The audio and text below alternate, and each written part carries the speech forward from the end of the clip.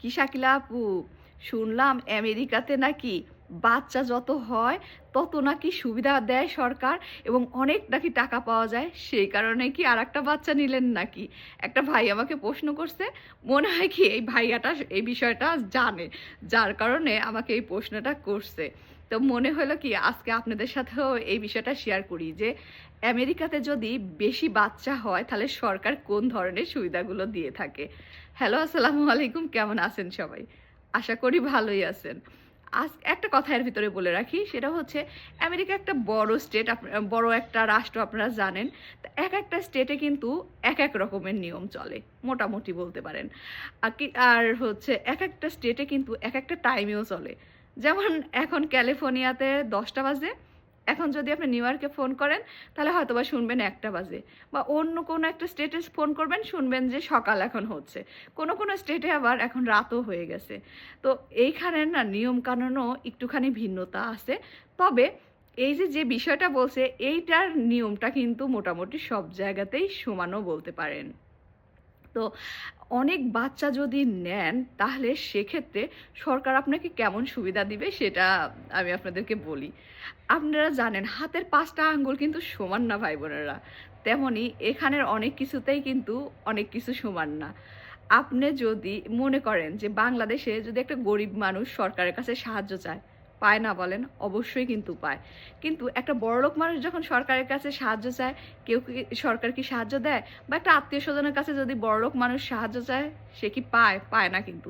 কিন্তু একটা গরিব মানুষ আপনাদের আত্মীয়স্বজন যদি সাহায্য চায়, ঠিকই কিন্তু দেয়। তো আমেরিকাতেও কিন্তু সেম কাহিনী। এখানে আমি ছোট করে বলতেছি না, জাস্ট আপনাদের বুঝানোর সুবিধার্থে বলতেছি। তো এখানেও সেম কাহিনী।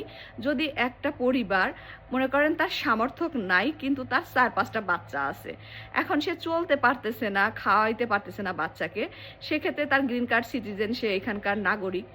তখন সে যদি সরকারকে বলে বা সরকারকে দেখাইতে পারে যে আমি চলতে পারতেছি না, আমার ইনকাম এত কম কিন্তু আমার বাচ্চা কাচ্চা এত বেশি, সো আমি কি করতে পারি? সেক্ষেত্রে তো অবশ্যই সরকার তাকে সাহায্য করবে। সরকার তখন তাকে হেল্প করে, বাচ্চার ফুড স্ট্যাম্প পায় বা অন্যান্য জিনিস পায়। কিন্তু এই জিনিসটা কিন্তু সবাই পায় না। এখানে আয়ের উপরে নির্ভর করে সবাই কিন্তু সরকারের সুবিধাগুলো পায়। কই আমি তো কিছু পাই না, কারণ আমার আয় যদি ভালো হয় তাহলে আমি কোনো সুবিধাই পাবো না।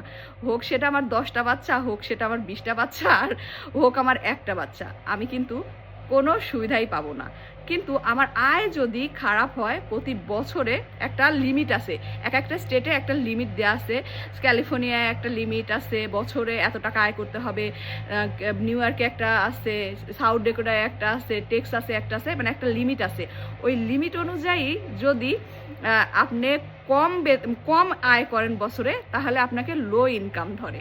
সেই লো ইনকাম থেকে আপনি যদি কোনো কিছু সুবিধা নিতে চান সরকারের কাছে, আপনি যদি অ্যাপ্লাই করেন, সেটা মানে অ্যাপ্লাই করার পর সেই অ্যাপ্লাই থেকে আপনি সুবিধা পেতে পারেন। এছাড়া কিন্তু আপনি কোনো সুবিধা পাবেন না। সো আমার বাচ্চা যদি আরও হয় তাও আমি কোনো সুবিধা পাবো না ভাই বোনেরা। তারাই সুবিধা পাবে যারা এই লো ইনকামের ভিতরে আছে, তারা সকল ধরনের সুবিধাই পাবে। হ্যাঁ, আমেরিকার এই জিনিসটা খুবই ভালো। আয়ের উপর বেসিস করেই মানুষের কিন্তু এই টাকা পয়সাগুলো পায় বা বাচ্চার সুবিধা পায়, কিংবা বাবা মার সুবিধাগুলো পায়। বাবা মা আসে, যাদের বাবা মা আসে, মনে করেন যে সেই বাবা মা যদি অসুস্থ থাকে সেটার হেলথের ইন্স্যুরেন্স পায়, অনেক কিছু পায়। বাট যাদের আয় ভালো তারা কখনোই কোনো সুবিধাই পায় না। যারা আমেরিকাতে আছে আমার সাথে অবশ্যই তারা একমত হবে। সো বাচ্চা আমার আরও হইলেও ভাইয়া আমি কিছুই পাবো না। আপনি যাদের কাছ থেকে শুনছেন হয়তো বা তাদের ইনকামটা এরকম টাইপের, যার জন্য তারা অনেক টাকা বাচ্চার ক্ষেত্রেও সুবিধা পাইছে। আপনার বোন কিছুই পাবে না। দোয়া করেন আমার সরকারের টাকার দরকার নাই। আমার হাজব্যান্ড যেহেতু জব করে, আমার যেন হাজব্যান্ডই অনেক জব করে অনেক টাকা ইনকাম করতে পারে, আমার যেন সরকারের টাকা না লাগে।